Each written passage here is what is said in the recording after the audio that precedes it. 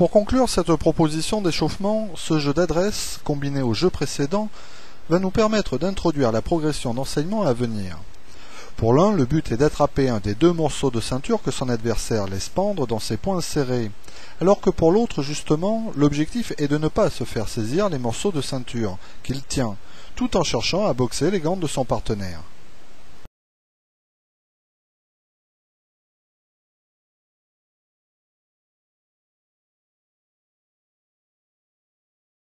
Pour démarrer notre progression d'enseignement, nous allons mettre en place une situation d'apprentissage, dite de référence, dont le thème directeur qui vient d'être évoqué en échauffement est boxer les gants de son partenaire sans être touché. Pour cela, il est important de préciser aux élèves la nature du terme boxer,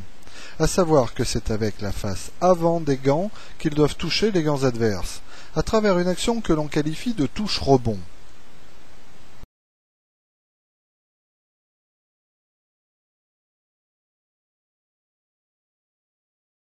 Pour renforcer cette notion de touche-rebond, les élèves doivent adopter une garde, c'est-à-dire une position fléchie des bras à partir de laquelle toute action démarre et revient.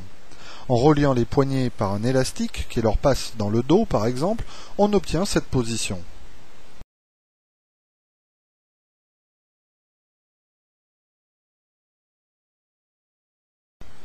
Pour parfaire cette situation de référence, nous allons induire parallèlement des déplacements de type fente-avant, en organisant l'espace de travail de telle manière à ce que les élèves s'opposent de part et d'autre d'une marque au sol, de type jointure entre deux tapis,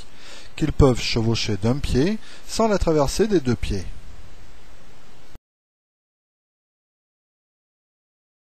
Une fois que les paramètres de cette première situation seront globalement respectés et compris des élèves, nous allons débuter notre progression en corrigeant dans un premier temps les principales erreurs d'ordre technique qu'elle fait apparaître. Pour cela, nous allons introduire l'une après l'autre seulement 4 consignes qui serviront de ligne de conduite technique aux élèves.